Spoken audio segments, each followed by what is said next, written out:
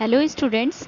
अभी मैं आपको एक्सप्लेन कर रही हूँ एप्लीकेशन ऑफ अनसर्टेनिटी प्रिंसिपल, जो कि मैंने लास्ट वीडियो लेक्चर में आपको बताया था। अनसर्टेनिटी प्रिंसिपल क्या है, अभी हम उसका अनुप्रयोग देख रहे हैं, एप्लीकेशन देख रहे हैं। इसका एक एप्लीकेशन है कि electron can not reside inside the nucleus. Electron जो है वो नाभिक के अंदर नहीं रह सकता। इसे देखिए, if we assume that electron resides inside the nucleus, then since the radius of the nucleus is nearly 10 to the power minus 14 meter, therefore the maximum uncertainty in the position of the electrons to be inside the nucleus is, अगर electron को हम मानते हैं कि वो नाभिक के अंदर है, तो उसके पोजीशन में जो अनिश्चितता होगी वो कितने के इक्वल होगी?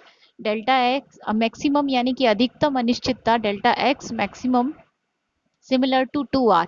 हम कंसीडर करते हैं कि जो नाभिक है वो गोल होता है, तो उसकी जो व्यास है वो 2r के इक्वल होगा, जो कि हमने 2 into 10 to the power minus 14 metre, यानी कि लगभग 1 फर्मी के इक्वल हमने माना है। 1 फर्मी जहां पर 10 to the power minus 15 metre के बराबर होता है।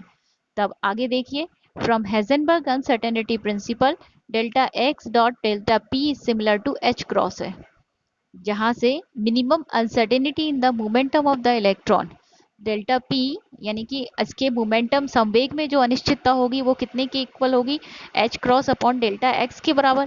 क्योंकि हम फर्स्ट अनसर्टेनिटी प्रिंसिपल पढ़ चुके हैं तो हम उसे अप्लाई कर रहे हैं यहाँ पर। एच क्रॉस की वैल्यू एच अपॉन 2 पाई से हमें 1.055 into 10 to the power minus 34 मिल जाएगी, और डेल्टा एक्स हमारे पास 2 into 10 to the power minus 14 metre है। इसे सिंप्लीफाई करने पर सिमिलर टू वैल्यू मिलेगी 5.275 into 10 to the power minus 21 kg metre per second. आगे देखिए, now it is assume that the minimum uncertainty of the electron present inside the nucleus is 5.275 into 10 to the power minus 21 kg metre per second. The momentum of the electron must be more than it, and thus the velocity of the electron will be comparable with the velocity of light। यहाँ से जो हमें momentum की value मिल रही है वो जो है वो बहुत हाई मिल रही है, और ये इससे ये कंपेयर होता है कि जो मोमेंटम है वो हाई है, क्योंकि मास ऑफ द इलेक्ट्रॉन तो फिक्स होता है। मोमेंटम ज़्यादा होने का मतलब है कि मोमेंटम या संवेग बराबर होता है द्रव्यमान गुणित वेग के। इसका मतलब है कि उसका वेग बढ़ गया है। तो यहाँ पर ये बता रहे हैं कि जो वेग जो बढ़ा हुआ है, वो जो बढ़ा हुआ वेग है वो हमारे लाइट के तुल्य हो गया है, स्पीड ऑफ लाइट या वेलोसिटी ऑफ लाइट के बराबर हो गया है। Hence from theory of relativity, यानी अनिश्चितता के सिद्धांत से, if momentum of the electron is p, अगर इलेक्ट्रॉन का मोमेंटम जो है, संवेग जो है वो p है, तो एनर्जी जो है वो अनिश्चितता के सिद्धांत वाले फॉर्मूले से E बराबर under root of p square c square plus m not square c to the power 4 होगी। यहाँ हम m not square c to the power 4 को नेग्लेक्ट कर रहे हैं, जिससे हमें इसके पीसी के तुल्य वैल्यू मिल जाएगी। Assuming the momentum of the electron 5.275 into 10 to the power minus 21 kg metre per second square, तो यहाँ पर हम m और c यानी स्पीड ऑफ लाइट की वैल्यू रख के इसे सिंप्लीफाई करते हैं, तो 15.825 into 10 to the power minus 13 joule energy की वैल्यू मिलेगी।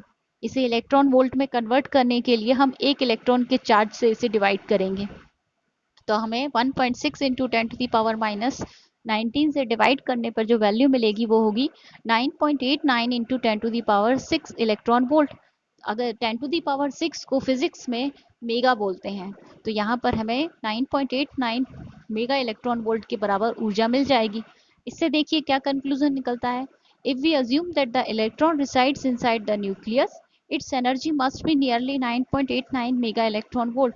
अगर हम ये मानते हैं कि इलेक्ट्रॉन जो है नाभिक के अंदर रहता है, तो इसके अंदर इतनी ऊर्जा होगी 8.89 9.89 मेगा इलेक्ट्रॉन वोल्ट के बराबर। Whereas the maximum energy of the beta particle, जबकि बीटा पार्टिकल की अधिकतम ऊर्जा जो है और electron emitted from the nucleus is nearly 223 mega electron volt. Beta particle में एक इलेक्ट्रॉन नाभिक से बाहर निकल कर आता है, ऐसा हम मान के चलते हैं न्यूक्लियर फिजिक्स में।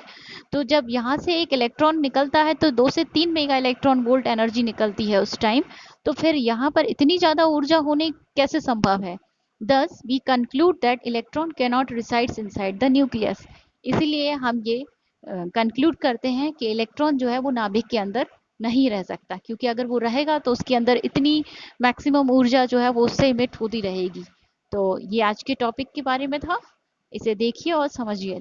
Thank you very much, keep watching.